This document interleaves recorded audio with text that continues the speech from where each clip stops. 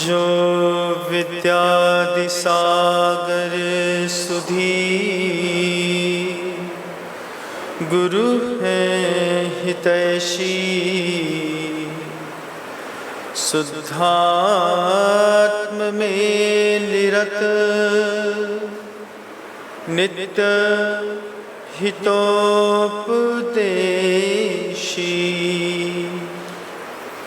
वे पाप ग्रीष्म ऋतु में जल है सयाने,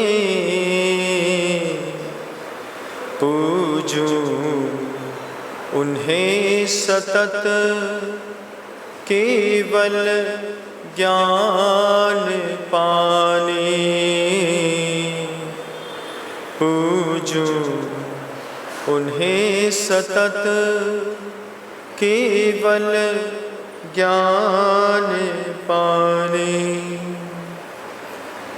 अहिंसा परमो धर्म की परम पूज्य आचार्य भगवंत गुरुदेव श्री विद्यासागर जी महाराज की, वर्तमान आचार्य परमेष्ठी गुरुदेव श्री समय सागर जी महाराज की, समस्त मुनि संघ की।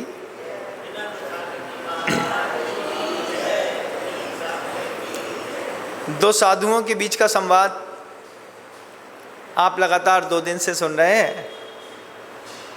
एक दिगंबर मुनिराज हैं और एक और कोई साधु बनके जिन्होंने रस विद्या को प्राप्त किया है, वो अपने बड़े भाई के पास जाकर के उससे कहते हैं कि आप ये रस लेकर के अपने जीवन का सौंदर्य विकसित कर लीजिए। बड़े भाई ने थोड़ा सा इशारा करके माथे के पसीने को पर्वत पर फेंका है। फेंकते साथ ही पर्वत सोने का हो गया। जब पर्वत सोने का हो गया तभी छोटे भाई का दिमाग खुला कि दुनिया में बहुत कुछ ऐसा भी है जो बाहर से दिखाई नहीं देता लेकिन अंदर होता है। प्रायः करके व्यक्ति की जो दृष्टि है वह बहिर्गामी है, लेकिन साधना का एक मार्ग ऐसा भी है जो अंतर्गामी होता है। उसमें इंसान एकांत में अपने अंदर उतर करके और अपने अंदर की ही शक्तियों को खोज करके अपने आप को आश्चर्यचकित कर देता है। ऐसा भी जीवन, ऐसी भी साधनाएं अन्य मतों में भी हैं और जैन मत में भी हैं। जैन मत कोई छोटा मोटा मत नहीं है। आपको मैंने पहले भी कई बार सोशल मीडिया में जो मुझे सुनते हैं उनको तो मैंने बताया ही है। लगता है कि जैन मत बहुत छोटा सा है, छोटा सा नहीं है। इसका विस्तार दुनिया के ऐतिहासिक मतों में भी सबसे प्राग ऐतिहासिक मत है तो ये जैन मत है। आप हड़प्पा संस्कृति देखिएगा, मोहनजोदड़ो देखिएगा, कालीबंगा देखिएगा, लोथल देखिएगा, राखीगढ़ी देखिएगा। ये आर्कियोलॉजिकल डिपार्टमेंट के जाने माने वो स्थान हैं जहाँ पर 5000, 7000, 12000 साल पुरानी परंपराओं की खोजबीन चलती है। इन 12000 साल पुरानी खोजबीन करने वाले ये जो 5 प्रमुख क्षेत्र हैं, हड़प्पा संस्कृति, मोहनजोदड़ो, कालीबंगा, लोथल और राखीगढ़ी, हिसार, पंजाब से लेकर के पूर्वी पाकिस्तान तक का वह जो एरिया है, इस सारे एरिया में जितने भी दबे हुए शहर निकल रहे हैं उन शहरों में इतिहास निकल रहा है। अभी राखीगढ़ी के पास एक पुराना मानव कंकाल 2 साल पहले ज़मीन से बाहर निकला था। उस कंकाल को करीब 14,000 साल पुराना बताया गया। 14,000 साल पुराना कंकाल बताया गया। फिर उस कंकाल का डीएनए टेस्ट हुआ, क्योंकि जो भी धर्म को मानने वाले लोग हैं उनके स्ट्रक्चर का एक डीएनए होता है। जैसे हिंदुओं का जो है वो H1 है, तो वो H1 डीएनए हिंदुओं का पाया जाता है। जब उस कंकाल को खोदा, उसका डीएनए टेस्ट किया, डीएनए टेस्ट करने पर उस पर H1 डीएनए नहीं मिला। नहीं मिलने पर लोगों को आश्चर्य हुआ कि वे कौन लोग थे, वो कौन सी सभ्यता थी जो हिंदुओं से पहले भी भारत के अंदर रह रही थी। जब इस संस्था पर, उन डीएनए पर विवाद चला, आर्कियोलॉजिकल डिपार्टमेंट ने 17 महीने की रिपोर्टिंग के बाद जब रिपोर्ट सौंपी, तो आपको जानकर के सुखद आश्चर्य होगा कि वो जैनों का डीएनए निकला, जो 14,000 साल पहले किसी व्यक्ति का होगा और अंदर दबा था। H1 है हिंदुओं का, उसमें पाया नहीं गया। तब फिर इसकी डिबेट हुई।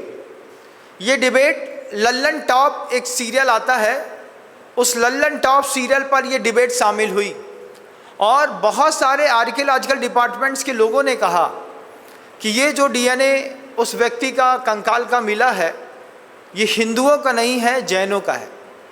जैनों का और हिंदुओं का दोनों का डीएनए स्ट्रक्चर अलग अलग है। अभी भोजशाला को लेकर के जो विवाद सोशल मीडिया पर है, एक बात ध्यान रखिएगा, इतिहास अगर सही तरीके से पढ़ेंगे तो वह भोजशाला वाला स्थान भी किसी न किसी तीर्थंकर के मंदिर के रूप में आपको जरूर दृष्टिगोचर होगा। बहुत सारे आर्कियोलॉजिकल डिपार्टमेंट के लोग मान रहे हैं इस बात को, कई लोग नहीं मानते।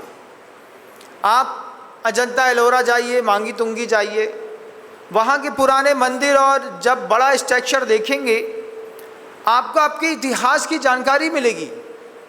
ये जो लोग अभी बहिर्गामी होकर के, एक मोबाइल एप्पल का मिल जाए, एक एसी मिल जाए, एक गाड़ी मिल जाए, इसमें जो फंसे हुए लोग हैं, ये दुनिया के चक्रव्यूह में फंस गया है जैन। लेकिन इतिहास देखेगा तो उसको अपने इतिहास पे गर्व होगा।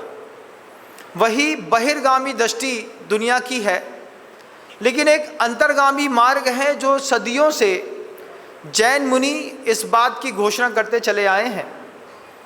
उन साधु ने सामने वाले साधु को पहले चमत्कृत किया। सबसे पहले जैन ही अपना चमत्कार दिखाए। कोई साधु से पूछो तुम्हारे अंदर क्या जादू है, अब हम क्या जादू दिखाएं। जादूगर मुंह से लगातार 150 सोने के अंडे निकाल सकता है। कोई व्यक्ति ऐसा है जो बार बार एक ही खाली पानी की गिलास से एक आध टंकी पानी निकाल सकता है। कोई मरे हुए कबूतर को जिंदा कर सकता है। इसको जादूगरी कहते हैं। ये जादूगरी अलग चीज़ है और साधना बिल्कुल अलग चीज़ है। साधना ऐसी गजब की चीज़ है कि दिगंबर मुनिराज जिस चौके पर आहार करते हैं, उस चौके पर उसी आहार में से जो बचा हुआ है, उसी आहार में से 25, 50, 70 लोगों को खिला दीजिए। उसके बाद भी रोटियां बची मिलेंगी, सब्जियां बची मिलेंगी, दाल बची मिलेंगी, दूध बचा मिलेगा। लोग बोलते हैं कि क्या गजब है, महाराज भी अपना पेट भर गए, हम सब ने भी खा लिया, बाहर से 4 लोग आए वो भी खा के चले गए। लेकिन चौके का भोजन खत्म नहीं होता है। मैं मरा कबूतर जिंदा नहीं करूंगा, लेकिन मैं कबूतर को मरने नहीं दूंगा, इस बात की गारंटी जरूर दे सकता हूं। आयु प्राण निकल गया, वापस डालना किसी जादूगर के खेल की बात तो हो सकती है, साधु की बस की बात नहीं। लेकिन साधु अंतरामी दृष्टिकोण में सामने वाले को डालता है। वे दोनों साधु बड़े भाई और छोटे भाई थे। बड़े भाई ने छोटे भाई से कहा, ये जो रसायन तुम तैयार करके आए हो, ये रसायन बहुत बड़ी कीमत नहीं रखता। पसीने की बूंद कमाल कर रही है। और जब पसीने की बूंद से पूरा का पूरा पर्वत सोने का हो गया, मैनाक पर्वत, तब छोटे भाई की आंख खुली तो बड़े भाई छोटे भाई को समझा रहे हैं। वही कारिका जो परसों कही थी, वही जो कल कही थी, वही कारिका आज कहूँगा कि धर्म क्या गजब की चीज़ होती है। धर्म का मतलब ऐसा नहीं कि मैं कोई शब्द कहता हूँ तो आप उस शब्द के पीछे पड़ जाओ। उस शब्द का आलंबन लो, शब्द का आलंबन लेकर के अपने जीवन के अतिशय अपने जीवन में खुद प्रकट करो। दया दमन त्याग समाधि निष्ठम, जैन धर्म की खासियत, दया दमन त्याग समाधि निष्ठम, नए प्रमाणार्थ प्रकृतांज सार्थः, मृगस्य मन्नई रखलप प्रवादई, जिनत त्वदीयम मत मत तुदीयम, त्वदीयम मतम अद्वितीयम मतम।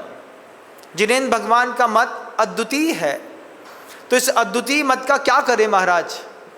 इसका सहारा लो, इसका सहारा लेकर के खुद का विकास करो। दया का सहारा लो, दया का सहारा लेकर के दया का विकास मत करो, अपना विकास करो। इंद्रिय दमन का सहारा लो, इंद्रिय दमन का सहारा लेकर के, इंद्रिय दमन में कोई मार्कशीट नहीं मिलती है, लेकिन दमन करने वाले का विकास जरूर होता है। इस षष्ठी पर एक दार्शनिक हुआ है जिसको नाम ओशो कहते थे लोग। उसने दमन की बात नहीं कही, उसने कहा भोगो, जितना भोग सकते हो भोगो। भोगते भोगते भोगते एक दिन इंद्रियां थक जाएंगी। जिस दिन इंद्रियां थक जाएंगी उस दिन तुम भी अपने आप को थका हुआ महसूस करोगे। तो उसने भोग से समाधि तक की पुस्तकें लिखी हैं। हमारे यहाँ ग्रंथकारों ने भोग से समाधि तक की पुस्तकें नहीं लिखी, योग से समाधि तक की पुस्तकें लिखी। ओशो कहते थे कि आप किसी भी भोग को इतना भोगो कि भोगते भोगते उसकी विचिकित्सा हो जाए, उससे घृणा हो जाए। मैंने एक दिन प्रयोग करके देखा। प्रवचन सुन रहा था मामा के घर में, मामा फैन थे ओशो के, और वही भोग से समाधि की कहानी चल रही थी। फिर मैंने उस भोग से योग की समाधि की कहानी को उपयोग किया। उस समय आलू की सब्जी बहुत अच्छी लगती थी, बहुत अच्छी। मैंने संकल्प किया कि अगले 8 दिन सुबह शाम दोपहर सिर्फ आलू खाऊंगा, क्योंकि ये ओशो कहता है कि भोगो, भोगते भोगते एक दिन विचिकित्सा हो जाएगी। मैंने सुबह आलू की सब्जी खाई, दोपहर में आलू बंडे खाए, शाम को फिर नानी से कहा आलू की सब्जी बना देना, नानी ने आलू की सब्जी बना दी। सुबह मामी ने लौकी बनाई, हमने नानी से कहा आलू की सब्जी ही खाएंगे। दूसरे दिन सुबह फिर आलू की सब्जी, दोपहर आलू, शाम आलू, दोपहर आलू, सुबह आलू, शाम आलू। 4-5 दिन आलू में निकल गया। 6वें दिन वो आलू देखते नहीं बन रहा था, ऐसा लगे कि घिनापन है, न खाएंगे ये आलू। फिर मामा कहते हैं देखो भोग से समाधि तक पहुंच गए ना। हमने कहा है अभी तो इसका एग्ज़ाम बाकी है, अभी तो हमको विचिकित्सा हुई है, लेकिन ये विचिकित्सा लगातार हमारे अंतर मन में बनी रहे, तब तो माने कि ये कमाल हुआ है। तो 6 दिन तक सुबह दोपहर शाम, सुबह दोपहर शाम वहाँ पर ब्रेड पिस्ता खाएं, उसमें भी आलू। शाम को डोसा खाएं तो आलू, फुल्की खाएं तो आलू, सब्जी खाएं तो आलू, आलू बंडा खाएं तो आलू, आलू की पेस्ट्री खाएं तो आलू, आलू की टिकिया खाएं तो आलू। आलू खाते खाते 5-6 दिन निकला। 7वें दिन चढ़ गया। नानी बोली ये ना मानेगा, आज संडे है, संडे से संडे तक का नियम है, आज फिर आलू खाएगा। नानी ने आलू बना के दिया। हमने कहा आज तो नहीं खबेगा, आज तो लौकी की सब्जी ले आओ। मामी बड़ी खुश, उसने लौकी की सब्जी बनाई, मुझको खाई, मुझे सुकून मिला। 2 दिन लौकी खाई, तीसरे दिन फिर दिमाग में आलू। अब जब तीसरे दिन फिर दिमाग में आलू आया, तब वो बात समझ में आई कि भोग से आदमी कभी भी समाधि को प्राप्त नहीं हो सकता। कितना भी किसी चीज़ को भोग लो, जितना भोगोगे एक वक्त आएगा, थोड़ी देर के लिए उसको लेकर के रुकोगे, फिर तुम्हारी उसके प्रति जीजी विशा शुरू होगी। उसके बाद संयोग था, गुरुजी मिले। गुरुजी ने कुछ कहा नहीं, सिर्फ ब्रह्मचर्य व्रत दिया, और व्रत देते साथ ही खुद का दिमाग काम करने लगा कि को का कहे कि ब्रह्मचारी होकर के लड़का आलू खाता है, ये तो हो नहीं सकता। फिर धीरे धीरे धीरे धीरे करके मन से आलू छूटा नहीं, लेकिन पहले तन से छोड़ दिया। सबसे पहले संकल्प लिया कि आज के बाद आलू, प्याज, लहसुन, अदरक, मूली, गाजर कुछ भी नहीं खाएंगे। बाद में समझ में आया कि धर्म की नीति है पाप पहले मन में होता है, फिर वचन में, फिर काया में। लेकिन धर्म की कहानी बिल्कुल उल्टी। धर्म पहले काया में होता है, फिर वचन में होता है, फिर मन में होता है। इस बात को मैंने प्रायोगिक रूप से महसूस किया। पहले काया से खाने वाला वह जो आलू था उसको छोड़ दिया, लेकिन वचन में आलू बनता रहा। वचन में बोलता रहा, अरे यार आलू प्याज की सब्जी से अच्छी कोई सब्जी नहीं है। फिर एक दिन आलू प्याज की सब्जी मुंह से भी, जबान से भी उतर गई। वो मन से कब उतर गई इसका पता भी नहीं चला। आज 28 साल हो गया, ना आलू, ना प्याज, ना लहसुन, ना अदरक, कभी कुछ नहीं खाया, और ज़िंदगी बहुत अच्छे से गतिमान है। भोग से समाधि से नहीं, योग से समाधि की बात आगमकार आचार्य कहते हैं। इसी बात को उन बड़े महाराज जी ने अपने छोटे भाई से कहा कि ये जो जैन धर्म है, इस जैन धर्म में 3 खूबसूरत चीज़ें, दया, दम और त्याग। सबसे बड़ी खूबसूरत चीज़ है दया। जितनी दूसरों के ऊपर करोगे उतना तुमको सुकून मिलेगा। इंद्रिय दमन, भोग नहीं, दमन चाहिए, कोई बात नहीं। गंज बासोदा एक गांव है मध्य प्रदेश में, वहाँ पर एक चेतना आंटी रहती हैं। चेतना आंटी और अशोक भैया, वे दोनों ब्रह्मचारी हैं। आचार्य भगवान से उन्होंने ब्रह्मचर्य व्रत लिया, गृहस्थ हैं, गृहस्थी बसाई, संतान की उत्पत्ति करी। गृहस्थ जीवन जीते जीते दोनों के मन के अंदर वैराग्य का भाव आया और दोनों ने 7 प्रतिमाओं के व्रत ले लिए। गृहस्थ होकर के 7 प्रतिमा का व्रत है। आप सोचिए, कोई व्यक्ति दुकान खोलता हो, कब खोलता है? दिन के 12 बजे। दिन के 12 बजे दुकान खुलेगी, शाम के प्रतिक्रमण से पहले दुकान बंद हो जाएगी, और 6 घंटे में पूरे दिन के खर्चे के अलावा इतना पैसा लोगों के यहाँ जनरेट होता है कि वो उसमें से हर साल 5, 7, 8 लाख रुपए दान दे सकते हैं। आप सोचिए, जो व्यक्ति 4 घंटे दुकान, 6 घंटे दुकान खोल करके 12 बजे दुकान खोली, मान लो उसने, कई बार होता है 12 बजे खोलते हैं, 12:30 पे खोलते हैं, पहले नहीं खोलते, खोलेंगे 6 घंटे काम करेंगे, शाम के प्रतिक्रमण के पहले दुकान बंद, और इतने में पर्याप्त मिल रहा है। तुम कितने बजे से कितने बजे तक मेहनत करते भैया, सही बताओ। महाराज हमारी तो ऐसी है कि दुकान सुबह 8:30 बजे आए तो दुकान खोल देंगे। गांव देहात में तो गर्मी का सीजन है, सुबह 6 बजे दुकान खुल जाती है। नगरों में 8:30, 9 बजे से लेकर के शहरों में 10 बजे सुबह खुलती है। रात को 2, 2:30 बजे तक दुकानें चलती हैं। उसके बाद भी कोई चीज़ धर्म की बात करो तो लोग बोलते हैं महाराज अभी दान की सामर्थ्य नहीं है। क्यों? अभी बहुत धंधा मद्दा चल रहा है। तुम्हारा मद्दा चल रहा है और व्रती का जबरदस्त चल रहा है। व्रती दिन के 12:30 बजे, 12 बजे दुकान खोल रहा है, 6 बजे बंद कर रहा है, उसमें अपना परिवार भी चला रहा है, दान भी दे रहा है। साधु आ रहा है तो सबसे पहले चौंका लगा रहा है। साधु आ जाए तो 2 दिन दुकान नहीं खुली तो कोई बात नहीं भैया, दुकान तो कभी भी कमा लेंगे, साधु को पहले देख लें। कुछ लोग अंतर्गामी हैं, कुछ ही लोग हैं जो बहिर्गामी हैं। और एक दिन कहा था, ये दुनिया बेईमानों से ना चल रही, ये दुनिया ईमानदारों से चलती है साहब।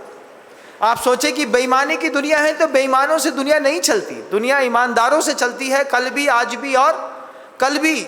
जब भी दुनिया चलेगी ईमानदारों से चलेगी, बेईमानों से दुनिया नहीं चलने वाली।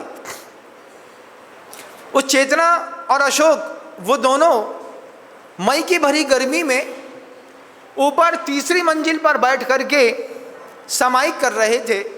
कमरा था, ऊपर से तप गया। घर में कूलर है, घर में पंखा है। कोई व्यक्ति बाहर का उनसे मिलने के लिए गया, जा कर के देखा तो समाइक में योगिनी के जैसी वो चेतना बैठी थी, बिल्कुल स्ट्रिक्ट खड़ी, पद्मासन लगा है, पाटे के ऊपर बैठी है, समाइक चल रही है। मिलने वाले उनके पास गए, 15-20 मिनट तक बैठे रहे, उनकी समाइक पूरी हुई और फिर उसने, आगंतुक अतिथि ने कहा, हे भगवान कितनी गर्मी है तुम्हारे यहाँ। गृहस्थ बोलता है मानो तो गर्मी है, नहीं मानो तो कुछ गर्मी अरमी नहीं है।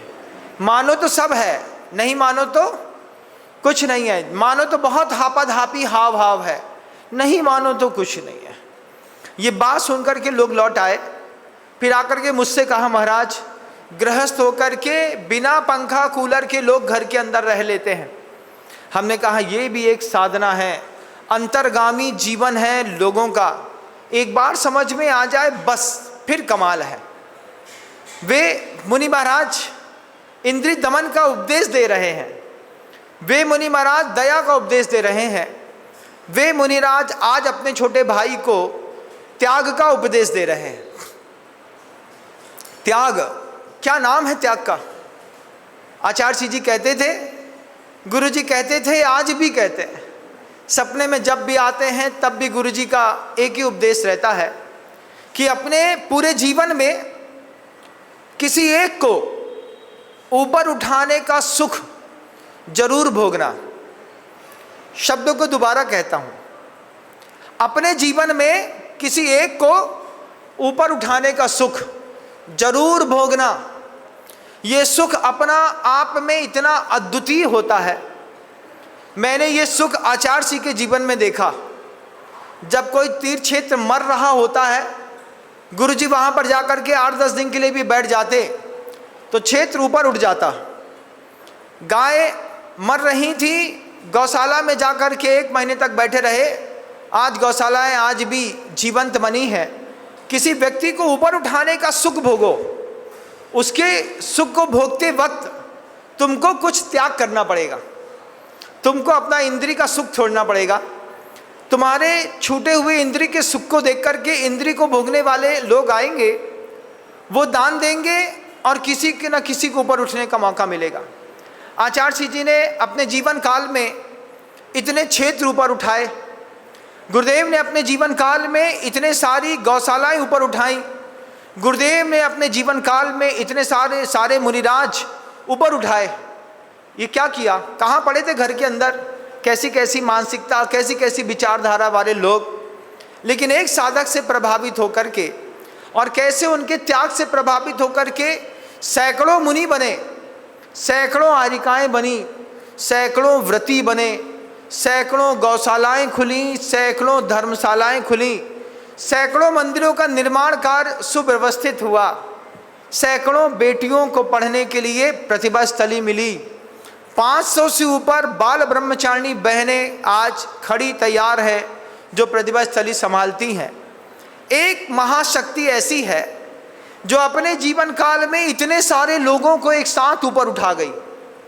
कितने सारे लोग, कितनी सारी 500 से ज़्यादा ब्रह्मचारिणी बहनें तैयार करना, फिर उनके पोषण की व्यवस्था करना, उनके ब्रह्मचर्य की रक्षा के लिए अनुकूलताएं बनाना, प्रतिभा स्थली खोलना, बेटियों को पढ़ाना।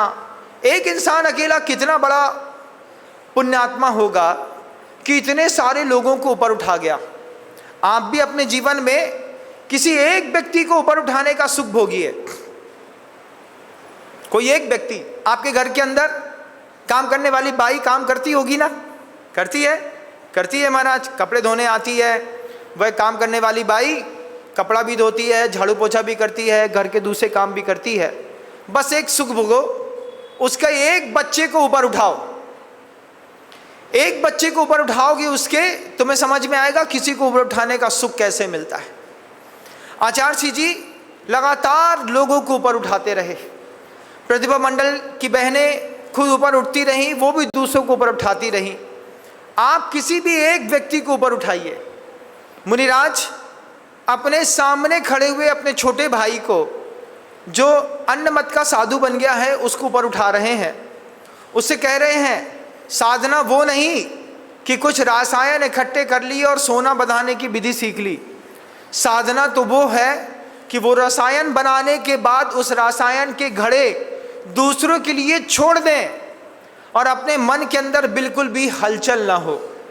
त्याग का उपदेश आचार्य महाराज ने अपने छोटे भाई को दिया। छोटा भाई तो समझता ही नहीं था। बड़े भाई ने समझाया त्याग की विभिन्न श्रेणियां हैं। बहिरंग त्याग भी जरूरी है, साधना के क्षेत्र में अंतरंग त्याग भी जरूरी है। बहिरंग त्याग कैसा? जैन दर्शन में बहिरंग त्यागने के योग 10 प्रकार के परिग्रह आगम ग्रंथों में है। क्षेत्र, वास्तु, हिरण, सुवर्ण, धन, दान, दासी दास कुप्य भांड प्रमाणातिक्रमा। ये एक सूत्र है जिसमें कहते हैं कि जो चीज़ तुम्हारी नहीं है लेकिन तुम उसको अपना मान रहे हो, उस मान्यता को भी छोड़ो। तुमने एक ज़मीन अपनी मान करके रख ली।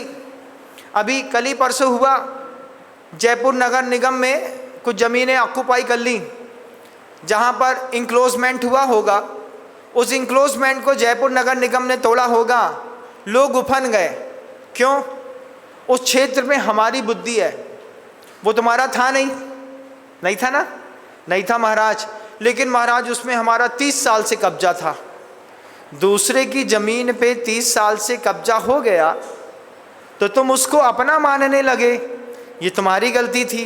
हाँ महाराज, हम मानते हैं, लेकिन हमने उसमें 2 मंजिल का मकान भी बनवा लिया था। जब दूसरे की ज़मीन थी तो मकान क्यों बनवा लिया? क्या करते महाराज, उस समय तो जंगल था, उस समय जंगल था, आज तो नहीं है। आज उसी जंगल के चक्कर में दंगल हो रहा है, मर रहे हैं, सुप्रीम कोर्ट तक जा रहे हैं। दर्द होता है कि नहीं? बोलो तो। होता है। ये बात सबके साथ लागू होती है। मैं जब घर में था तो दुकान थी, दुकान के बाहर एक व्यक्ति ने छोटी सी दुकान खोल ली। बैठता था, वो माला गुथने का काम करने वाले लोग होते हैं ना, तो सिंदूर बेचते हैं, चूड़ी बेचते हैं, टिकली बेच देते हैं, वही लोग माला गुथते रहते हैं। तो कुछ नहीं था, एक झोला लेकर के आता, दुकान के बाहर एक कपड़ा बिछाता, उसी में उसका एक सूजा रहता, सूजे में धागा टून का बांधता। लोग आते, भैया हमारा मंगलसूत्र गुथ देना। हाँ दीदी, 5 रुपये लेता था मंगलसूत्र गूँथने का। दिन भर में 8-10 मंगलसूत्र गूँथ करके 50-70 रुपये कमा लेता था। फिर हुआ कुछ यूँ कि 4-5 साल तक वो वहीं पर दुकान खोलता हुआ बैठा रहा। अचानक वो अपनी दुकान लेकर के चला गया तो 4 महीने बाद लौटा। 4 महीने बाद लौटा तो देखता है कि जिस जगह पर मैं धंधा करता था उस जगह पर कोई दूसरा बैठ करके दुकान चला रहा है। अब जैसे ही दूसरा दुकान चला रहा है तो उससे झगड़ा हो गया। हमने कहा, भाई तुम 5-7 साल से यहाँ पर धंधा करते थे और कहाँ चले गए थे? बोले माँ मर गई थी तो गांव जाना पड़ा। फिर गांव जाने पर माँ का बरहो किया, उसके बाद पूरे 1.25 महीने वहाँ पे रुका, फिर रिश्तेदारों के यहाँ गया, फिर इलाहाबाद गया, फिर गंगा नहाया, फिर लौट करके आया, देखा तो सड़क पर इसने कब्जा कर लिया। अब 3 लोग हैं। दुकान के सामने की सड़क हमारी नहीं है, लेकिन हम भी उसको अपना मानते हैं। जो पहले उधर पर बैठ करके धंधा कर रहा था वो भी उस जगह को अपना मानता है, और जो अभी धंधा कर रहा है वो भी कहता है कि ये जगह हमारी है, पिछले 4 महीने से हम यहाँ पर धंधा कर रहे हैं। अब आप बताओ, मेरी दुकान के सामने अगर कोई अपनी दुकान खोल रहा है तो क्या वो सड़क हमारी है? नहीं है, लेकिन हम भी अपना मानते हैं। तुम भी उस जगह को अपना मानते हो, तीसरा भी उस जगह को अपना मानता है। झगड़े की जड़ 3 कौन कौन सी भैया? जड़, जोरू और जमीन। तो सबसे पहले झगड़े की जड़ में जमीन आकर के खड़ी हो गई, हमारी जमीन। जिसमें झगड़ा हो रहा है साधना के क्षेत्र में वो चीज़ हमारी है ही नहीं। तो आचार्यों ने सबसे पहले क्षेत्र के त्याग की बात करी। अभी भी दुनिया में दर्द है किस बात का महाराज?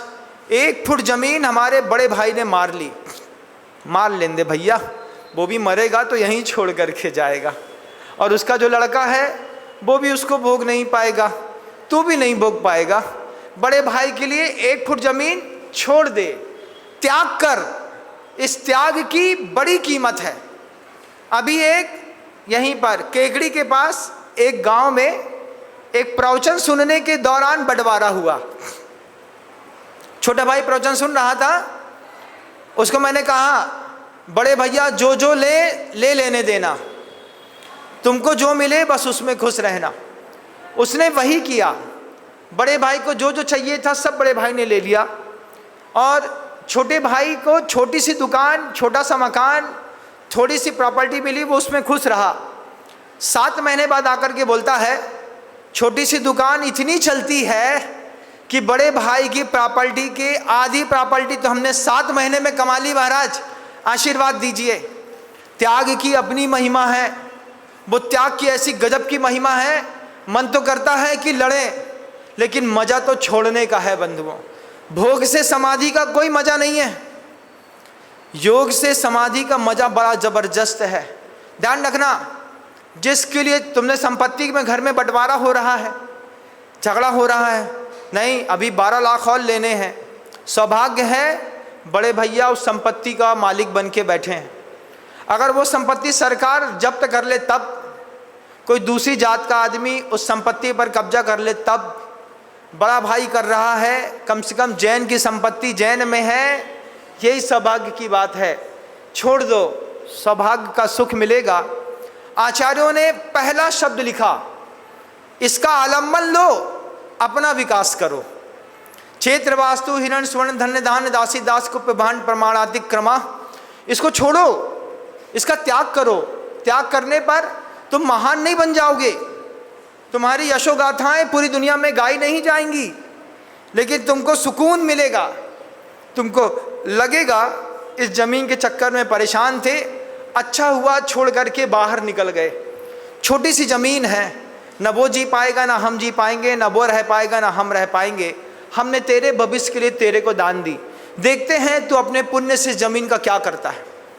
अभी मैं देख करके आ रहा हूँ, कुछ जमीनें आचार्य महाराज के सानिध्य में कुछ संस्थाओं को दान दी गई थी। उन जमीनों का आज तक उपयोग नहीं हुआ। दान देने वाला दान देकर के मर गया, सोचता था अच्छे हाथों में दे रहे हैं इसका उपयोग होगा, लेकिन जिनके हाथों में दिया वे भी दिमाग के कमज़ोर निकले, आधे दिमाग वाले मिल निकले, आज तक जमीन का उपयोग नहीं कर पाए। उस जमीन पर कल भी गाय गोबर कर रही थी, अच्छे हाथों में जाने के बाद भी अगर गाय गोबर ही कर रही है तो उस जमीन का भी पुण्य नष्ट है और उन व्यक्तियों का भी पुण्य नष्ट है कि ये उस जमीन का कभी कोई उपयोग नहीं कर सकते। दुनिया में छोड़ने लायक सबसे पहली चीज बहिरंग में जो आपकी है नहीं, लेकिन आपको आपकी लग रही है, क्या चीज? झगड़े की जड़ 3 में सबसे पहले जमीन, जमीन का त्याग करो। उसके बाद आचार्यों ने जो सूत्र लिखा है, क्षेत्र वास्तु हिरण्य सुवर्ण धन धान्य दासी दास कुप्य भांड, जितने भी संसार में विवाद हैं वे इसी चीज को लेकर के हैं। खेत छोड़ दिया महाराज, अब बड़े भैया कहते हैं घर से कब्जा भी अलग करो। अरे भैया, वास्तु का मतलब घर होता है, जमीन छोड़ दी घर भी छोड़ दें, तुम्हारा है नहीं, छोड़ दो तो फायदे में रहोगे। क्या फायदे में रहेंगे? दुनिया बहुत बड़ी बेवकूफ़ी के दौर से गुजर रही है। अरे महाराज कैसी बात करते हैं, सब समझदार लोग हैं। समझदार लोग ना है इस दुनिया में, तुम समझो इस बात को, हमारे आंखों से देखो। मैं एक जगह गांव से निकल रहा था, पूरा संघ था, गुरुदेव भी थे, और एक व्यक्ति आचार्य का विहार होना था तो अड़ गया। अड़ते हुए गुरुजी से बार बार कहता है, महाराज तुम्हारे नाम से धर्मशाला बनाई है, तुम एक बार उस गांव में उस धर्मशाला में पैर रख दो। आचार्य बोलते, भैया हमको इस तरफ जाना है, तुम्हारी धर्मशाला इस तरफ 1 किलोमीटर है। महाराज तुम्हें हमारी कसम है, हमने 4 करोड़ रुपया लगा करके धर्मशाला बनाई है, संत निवास बनाया है, आप एक बार उस धर्मशाला में पैर रख दो। आचार्य मुस्कुरा करके बोलते हैं, हमको तो इस तरफ जाना है। अब उस गृहस्थ ने धर्मशाला बनाई, गजब की बनाई, 4 करोड़ की बनाई। तुम्हारा मकान कितने करोड़ का है? महाराज 50 लाख का है। 35 लाख की ज़मीन, 35 लाख का मकान, कुल 70 लाख का। उसके पीछे झगड़ा भी चल रहा है, EMI भी है 25 साल की। महाराज 25,000 रुपये महीना देते हैं, 35 लाख रुपए लोन लिया है, 60 लाख रुपए चुकाएंगे 25 साल तक, 25,000 रुपये महीने देते रहेंगे। कितना मेंटल टेंशन। आचार्य कहते हैं निर्विकल्प हो, क्षेत्र छोड़ो वास्तु छोड़ो। वो व्यक्ति माना नहीं, वो व्यक्ति कहता है आचार्य आपको हमारी कसम है, आपको धर्मशाला तक पैर रखना पड़ेगा। गुरुजी कहते हैं तुम्हारे मन में धर्मशाला की जितनी कीमत है उतनी कीमत धर्म की है कि नहीं, बस इतना बताओ। क्या गजब की बात गुरुजी ने कही। मैं पीछे खड़े होकर के सुन रहा था। गुरुदेव कहते हैं तुम्हारे दिमाग में धर्मशाला की जितनी कीमत है उतनी कीमत धर्म की है कि नहीं। बोले महाराज काहे नहीं है, तब तो आपके लाने धर्मशाला बनाई, चलो होते तक। आचार्य जी बोलते मैं तो अमरकंटक जा रहा हूँ, मुझे इस तरफ जाना है, इस तरफ नहीं जा पाऊंगा, लेकिन तुम्हारे दिमाग में एक प्रश्न छोड़ रहा हूँ। जो लोग धर्मशाला के पीछे झगड़ा कर रहे हैं, बना रहे हैं, उनके दिमाग में धर्म की कीमत कितनी है और धर्मात्मा की कीमत कितनी है। वो व्यक्ति आचार्य जी से लड़ बैठा, गुरुजी गए नहीं, आचार्य जी अपने रास्ते चले गए, वो पलट करके आचार्य जी के पीछे भी नहीं गया। बोले का मतलब, उनके नाम की धर्मशाला बनवाई, वे धर्मशाला में पैर रखने तक नहीं आए। कितने अहंकारी हैं आचार्य विद्यासागर जी महाराज। ऐसा कह दिया, ऐसा कह दिया। लोगों ने उसके कहने पर उसको अच्छे से समझा दिया। बोले क्या हुआ, बोले कुछ नहीं, मुंह से जल्दी से ज़्यादा निकल गई थी, अब जुबान ज़्यादा चल जाए तो फर्क तो पड़ता है। कैसे फर्क पड़ता है, जिब्बा रहीमन जिब्बा बाबरी, रहीमन जिब्हा बाबरी कह गई सुरग पताल, आप तो कहे अंदर भई और जूती खाई कपाल। अब भैया रहीमन जिब्बा बाबरी, जिब्बा तो बाबरी है, गुस्से गुस्से में बाबरी कुछ ना कुछ कह गई, आचार्य जी को कह गई बाबरी, तब बाबरी तो कह करके अंदर है, अब जूती खाई कपाल। अगल बगल में जो भक्त चल रहे थे उनने कहा भैया दादा कक्का तुम्हें गर्मी बहुत है, सिर में तुम्हारे वैसे भी कम बाल हैं, उसके बाद भी तुम बवाल वाली बात कह रहे हो। इतनी बात चल रही थी तो पीछे से एक, चांगे से एक, बगल से एक, अगल से एक, टगल से एक। दूसरे दिन माफ़ी मांगते हुए आए। आचार्य जी ने बड़े प्यार से बोला, बोला महाराज हमसे गलती हो गई, क्षमा करो। सामने वाला व्यक्ति गुरुजी से कहता है, गुरुजी कहते थे मैं कल ही तुमसे कह रहा था कि जितनी तुम्हारी दिमाग में धर्मशाला की कीमत है इतनी धर्म की और धर्मात्मा की है कि नहीं। फिर वो कहता है महाराज आज मुझे धर्मात्मा की कीमत भी समझ में आ गई और धर्म की कीमत भी समझ में आ गई। कब, जब कपाल में कपाल क्रिया हो गई। कपाल क्रिया कब होती है पता है, जब तुम 2.5 कुंटल लकड़ी पर चढ़ोगे, चढ़ने के बाद तुम्हारे छाती पे 1 कुंटल लकड़ी और रखी जाएगी, उसके बाद नीचे से ठंडी होगी तो मिट्टी तेल डाला जाएगा, तो शुद्धगी महाराज 1 किलो शुद्धगी भी डलेगा तुम्हारे उसमें, बाकी तो मिट्टी तेल से लकड़ी में आग लगाई जाएगी।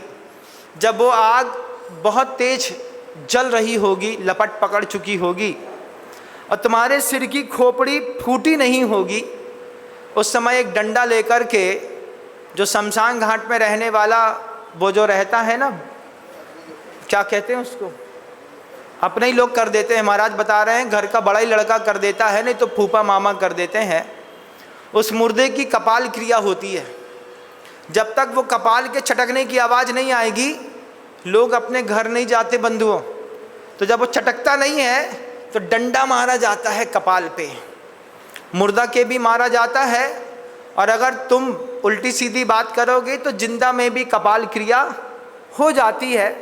होती उसी लफड़ों के कारण है। बहिरंग परिग्रह, क्षेत्र, वास्तु, वास्तु का मतलब घर, घर के चक्कर में घर में झगड़ा हुआ कि नहीं हुआ बताओ, हुआ ना, धूमा धामी छूमा छटकी हुई होगी। बड़े महाराज छोटे साधु को समझा रहे थे, दुनिया में सबसे पहले त्याग करना सीखो। किस चीज़ का? सबसे पहले क्षेत्र का, उसके बाद वास्तु का मतलब मकान का। कहीं भी जाओ दुनिया में सर झुकाने की जगह तो मिल ही जाती है। इसका सबसे ज़्यादा भोगता तो मैं हूँ। कभी छोटा सा मकान मिलता है, कभी किसी का फ्लैट मिलता है, कभी बड़ा कमरा मिलता है, कभी मार्बल मिलता है, कभी गोबर लिपा मिलता है, कभी सफोकेशन वाला मिलता है, तो कभी बिल्कुल लग्जीरियस मिलता है। पिछले साल जब हम लोग ठंडी में इंदौर में थे तो दीपक जी के मकान में रुकना हुआ, तिलक नगर में, इंदौर में। उसका मकान हाईटेक लग्जीरियस, हाई टेक। हम दरवाजे के सामने खड़े हों, दरवाज़ा खुल जाए। हमने कहा गलती से अगर फंस गए तो गए, क्योंकि दुनिया में जितनी सुख की चीज़ें हैं वे उतनी ज़्यादा दुख पैदा करती हैं। और मैं ऐसा बोल रहा था और वैसे ही कमाल हुआ। लाइट गोल हो गई, लाइट गोल हो गई 12:30 बजे। अब वो लाइट आई 1:30 बजे। अब ठंडी का समय था, मैं बैठा था कमरे के अंदर, लाइट गोल, अब वो दरवाज़ा खुलने का नाम न ले। हमने कही जल तू जलाल तू आई बला को टाल तू, आई है? वो कहता है अभी नहीं आई है। हमने कहा भैया कब तक आई है, ये दरवाज़ा तुम्हारा कब खुलेगा? बोले खुलेगा वो अब अपने टाइम से खुलेगा। फिर उसने कुछ कमाल किया, दरवाज़ा खुला। हमने कहा दोबारा नहीं जाएंगे इस कमरे के अंदर, हैवी हाईटेक। फिर वो बोलता है महाराज एक बार गलती हुई है, दोबारा नहीं होगी। लेकिन दोबारा गलती हुई जब देखा अभी इंदौर में एक मकान जला, वह भी इतना हाईटेक था कि उस हाईटेक मकान में लॉकिंग सिस्टम था। धुआं निकलने के कारण पूरी चीज़ें लॉक हो गई और घर के लोग घर के अंदर ही मर गए। अपने हाथ के सुख के साधन सुख कम देते बंधुओं, दुख ज़्यादा देते हैं। इस बात को तय कर लेना दिमाग में। सुख के साधन सुख कम देते हैं, दुख ज़्यादा देते हैं। पति को सुख का साधन समझा था, बता दो तुमको पति से कितना सुख मिला आज तक, एक बार बता देना, एक बार अंतर्मन से बोलना महाराज आप बिल्कुल सही बोल रहे हैं, लेकिन संसार है, हामी में सिर नहीं हिलाया जा सकता। वो दुख का साधन बन गया है जो सुख का साधन था आज, लेकिन उसी दुख के साधन जीना मुश्किल होता है, रहना पड़ता उसी के साथ है। आचार्य अपने छोटे भाई से कहते हैं क्षेत्र वास्तु ये दो झगड़े की जड़ है, इसको छोड़ दे। फिर तीसरी कहते हैं हिरण सुवर्ण धन धान्य दासी दास। हिरण्य कहते हैं चांदी को, सोना चांदी भी खूब लोगों को आकर्षित करता है। साधना के मार्ग में भी कई लोगों को आकर्षित करता है। कई लोग चांदी के सिंहासन पर बैठते हैं, कई लोग चांदी का लोटा रखते हैं, कोई लोग चांदी का तमंचा रखते हैं। चांदी का तमंचा नहीं होता महाराज, ज़्यादा बोल रहे, तुमने देखा नहीं कि होता नहीं। महाराज हमने देखा नहीं, हमने चांदी का तमंचा देखा है। कहाँ देखा है? अभी रास्ते में आ रहे थे, रास्ते में एक हरजीत सिंह राठौर करके व्यक्ति था। ये रास्ते में मेवाड़ से आ रहा था, वहाँ पर एक भगवान जी का मंदिर है, वहाँ पर उसने भगवान जी को चांदी का तमंचा चढ़ाया। और ऐसा भाग्य था कि उसकी स्कूल पे हम रुके, उसकी स्कूल में हम रुके, तो वो हमारे पास आया, प्रणाम किया, भजन सुना, प्रवचन सुना, शाम की आचार भक्ति करी, और फिर हमारे पास आकर के हमको तमंचा दिखा करके कहता है महाराज इसमें हाथ धर दीजिए। हमने कहा ये क्या है? बोले तमंचा। हमने कहा क्या है? बोले G17 है महाराज, इसकी गोली भी चांदी की बनवाई है, तमंचा भी चांदी का बना है। हमने कहा क्या करोगे?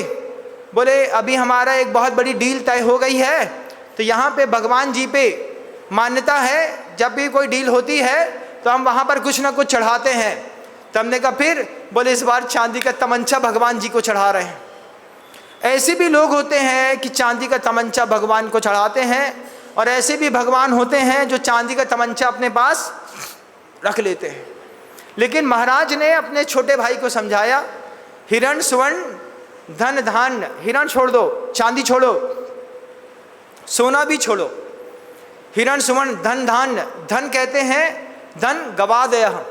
आजकल धन की परिभाषा कुछ और है।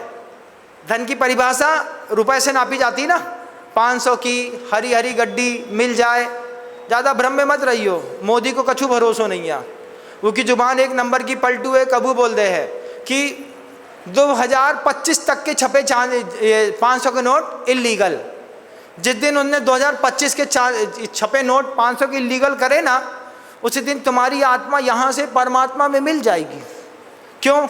किसके घर में कितना ब्लैक मनी धरा है, उनके घर के रहने वाले वाइट पर्सन्स भी नहीं जानते। उनको भी नहीं पता कि हमारी जेब से कब कितना पैसा मार लिया जाता है।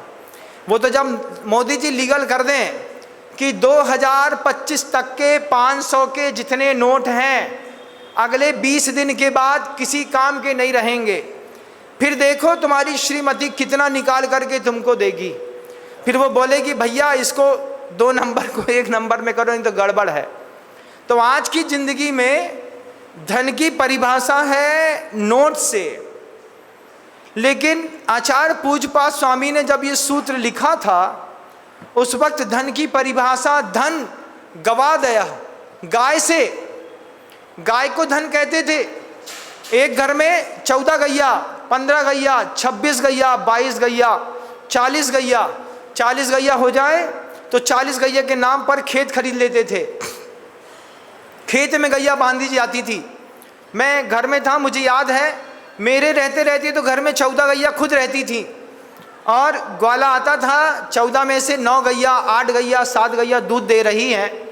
इतना होता था जितना दुकान से नहीं होता था, उतना दूध से होता था। आज भी देख लो, वो अमेरिका का दूध वाला, क्या नाम है उसका भैया, पढ़ा लिखा है वो, क्या नाम है, भूरा भूरा, क्या नाम है, अमेरिका का है ना वो राष्ट्रपति, ट्रंप। अरे हाँ, वही तो पूछ रहे हैं। हाँ, और क्या, डोनाल्ड ट्रंप। अरे थोड़ा हम कम पढ़े लिखे भैया, कम समझते हैं। वो कह रहा है हम तुम्हारे भारत में दूध बेचेंगे और तुमको दूध खरीदना है, और नरेंद्र भाई मोदी कह रहे हैं हम तुम्हारा दूध नहीं खरीदेंगे। अब सोचो, ट्रंप को दूध में पैसा दिख रहा है। मूर्ख है क्या वो? मूर्ख है क्या? नहीं है, वो मूर्ख नहीं है।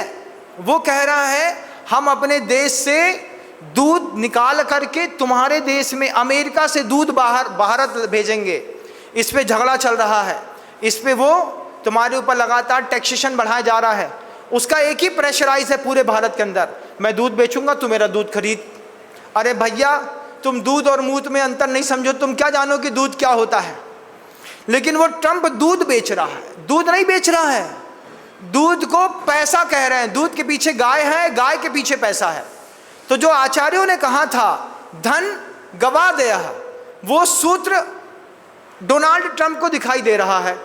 वो गाय पालेगा, गाय का दूध निकालेगा, अमेरिका से दूध यहाँ आएगा, कितने दिन में आएगा नहीं पता, लेकिन वो कह रहा है हम दूध बेचेंगे और तुमको दूध खरीदना है। इसी पे कवायद जारी है। और सोचो, ये जो तुम्हारे घर के लड़के बच्चे हैं, 12,000 रुपये महीना की नौकरी करते हैं, कोई 18,000 रुपये महीना की नौकरी कर रहा है, यही बच्चे अगर 4 गैया पाल लें, 4 गैया को पाल करके थोड़ी सा हार्टिकल्चर, एग्रीकल्चर इंजीनियरिंग कर लें, गाय गाभिन कैसे की जाती है, दूध कैसे निकाला जाता है, उसको बीमारी कैसे होती है, कैसे उसके दूध को, प्रोडक्शन के स्किल्स को बेचा जाता है, और 4 गाय भी दुधारू पाल लेगा ना तुम्हारा लड़का, तो 4 गाय पाल करके लड़का महीने का 60,000 रुपये नगद पैदा करेगा। दुनिया में सबसे ज़्यादा पैसा देने वाला कोई जीव है तो उसका नाम गाय है। गाय है, बैल है, भैंस है। गाय भैंस इनके दूध से जितना पैसा पैदा होता है दुनिया में कहीं नहीं होता। हम दुर्ग में थे, एक अमित डेयरी फार्म है, वो बार बार गुरुजी के पास आता, हंसता रहता। आचार्य जी बोलते जब देखो हंसता रहता है। एक दिन गुरुजी ने पूछा क्या है, बोले माता पिता बनना है। अरे उम्र पे उम्र नहीं है, 35 साल की उम्र में माता पिता कोई बनता है क्या? बनना है महाराज। आचार्य जी बोले क्या करोगे? आप जो बोलो। आचार्य जी ने पूछा क्या काम है? बोले दूध की डेयरी फार्म है। अरे दूध में कितनी कमाई होती? उसी ने आचार्य जी को आइडिया दिया। बोले आचार्य जी दूध ऐसी चीज है वो जितना फटता है उतना उसका रेट बढ़ता है। दूध है 60 रुपए किलो, दूध में एक नींबू नहीं छोड़ेंगे तो छेना बन जाएगा। छेने की कीमत हो गई 120 रुपए किलो। उसका हम पनीर बना करके बेचेंगे तो 200 रुपए किलो। उसका दही बना दें तो 100 रुपए किलो। उसकी चक्की बना दें तो 320 रुपए किलो। उसकी रसमलाई बना दें तो 700 रुपए किलो। उसका और खोबा बना दें तो वो भी 250-300 रुपए किलो। दूध जितना फटता है उतना उसका रेट ऊपर बढ़ता है, और एक भी बूंद दूध खराब नहीं होता। दूध की खासियत है। तुम लगे हो किराना की दुकान, कपड़ा की दुकान खोलने में, भैया 4 गैया पालो बस हो गया। काव is a very useful animal, he has a 4 legs 1 tail and 2 eyes। ये कब पढ़ाया गया?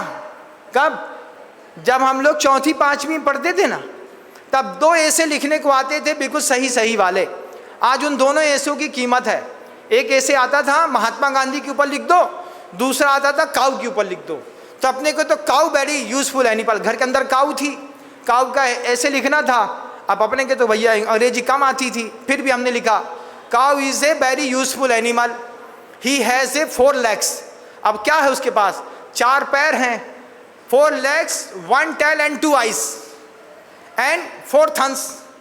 तो थंस का थंस ही लिख दिया, आते नहीं था। अब पढ़ने वाले ने पढ़ लिया, he give us milk very bulk productions, how many, बोले मैनी मैनी लीटर्स, लिख दिया। पढ़ने वाले ने खुश हुए, 5 नंबर का ऐसे था, 5 नंबर में 5 नंबर मिल गए। अपनी तो लाग लग गई, अंग्रेजी का पेपर पास हो गया। वही काऊ आज फिर यूजफुल एनिमल्स। काऊ के बारे में क्यों बोल रहे हैं महाराज? Cow is a very useful animals, क्योंकि काऊ को आचार्य ने धन कहा है। तुम पैसा कमाना चाहते हो, तुम भूखे मर रहे हो महाराज, जॉब नहीं लग रही। कितने सारे बच्चे फलानी छोटी मोटी दुकान से MBA CA CFA और इंजीनियर करके बम्बई में, बेंगलोर में, कोटा में, पता नहीं कहाँ कहाँ जॉब सर्च के नाम पर 6-6 8-8 महीने से बैठे हैं। जब इतना पढ़ा लिया ना अपने बच्चे को, अब बच्चे के ऊपर 5 लाख रुपए और खर्च करो। चाहो तो सरकार से, बैंक से लोन ले लो।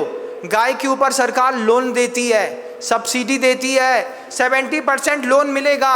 5 गैया पालो, दुधारू गैया, पहले सीख लो डोमेस्टिक एनिमल्स कैसे पाले जाते हैं, गाय कैसे लगाई जाती है। 5 गैया भी पालोगे तो 5 गैया से 50 गैया होने में फर्क नहीं पड़ेगा। इसका एक जीता जागता उदाहरण है। जगदलपुर में मुनि संघ से जुड़ा हुआ एक परिवार है, चार्ली। अभी उसने 70 गैया खरीदी। 70 गैया खरीद करके 70 की 70 गैया का दूध दे करके प्रोडक्शन डेयरी फार्म स्टार्ट किया। बहुत ज़्यादा समय नहीं हुआ। वो कहता है महाराज, इससे अच्छा दुनिया में कोई धंधा नहीं है। ये ऐसा धंधा है, आदमी चाहे तो हर घर के नीचे एक गाय पाल सकता है। एक दुधारू गाय अगर हर घर में है तो महिला को बिजली का बिल, महिला को अपनी गैस का बिल, महिला को सब्जी का खर्चा, महिला को घर के दूध का खर्चा कभी अपने पति से नहीं मांगना पड़ेगा। वो 2 गाय का, 1 गाय का पालन करके भी अपने घर में सब्जी का, गेहूं का, बिजली का, साथ ही साथ गैस का बिल खुद चुका सकती है। इतना गाय अकेले देती है। क्या सोच करके आचार्यों ने उस वक्त कहा, धन गवा दे, गाय ही धन है। और इसको भी आचार्य कह रहे हैं साधु बनने के बाद इसको भी छोड़ दो। उसको छोड़ा, लेकिन आप लोग पकड़ के रखना उस गाय को। जो तुम लोग बड़े बड़े पढ़ाई लिखाई में आगे जा रहे हैं ना भैया, हम तो बार बार कहते हैं लड़के को फ्रीडम छोड़ दो। भैया हमारे डैडी ने हमको फ्री छोड़ दिया।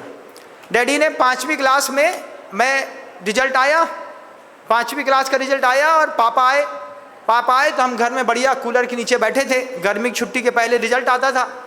आ गया, अब देखा, पापा पूछते हैं हमसे, क्या हुआ जैन साहब पढ़ाई के मामले में? अब क्या बोलते, पापा हैं। रिजल्ट हाथ में दिया और भाग करके मम्मी के पास जाकर के छुप गए। छोटा सा था। पापा ने रिजल्ट देखा, 3rd डिवीजन। जैसे 3rd डिवीजन देखा तो पिताजी ने हमको बुलाया, बुला करके पास में ला करके बोलते हैं, तुम एक नियम लो, तुम जीवन में कभी फेल नहीं होगे। चाहे तुम 1st डिवीजन आओ, चाहे गुड 2nd आओ, चाहे 2nd आओ, चाहे 3rd आओ, जिस दिन तुम फेल होगे उसी दिन हम तुम्हारे ही नाम स्कूल से काट देंगे। हम कभी नहीं पूछेंगे कि तुम कौन डिवीजन आए, तुम कभी फेल बस नहीं होना, ये हमारा तुमको आशीर्वाद है। पिताजी ने कहा, हमने उस बात को गांठ बांध ली कि मैं जीवन में कभी पढ़ाई में फेल नहीं होऊंगा और कभी मैं जीवन में 1st डिवीजन नहीं आया। हमेशा या तो कभी गुड 2nd या तो 3rd, 2nd 3rd 2nd 3rd आता रहा। लेकिन जितना दिमाग मैं पढ़ाई में देता था उतने दिमाग से मैंने पूरी दुनिया देखी। बिजनेस देखा, व्यवसाय देखा, ट्रेन का चढ़ाना देखा, ट्रांजिस्टर का खुलना देखा, टीवी का खुलना देखा, पानी का ऊपर चढ़ना देखा, मोटर पंप लगाना देखा, गाड़ी चलाना देखा, ट्रक चलाना देखा।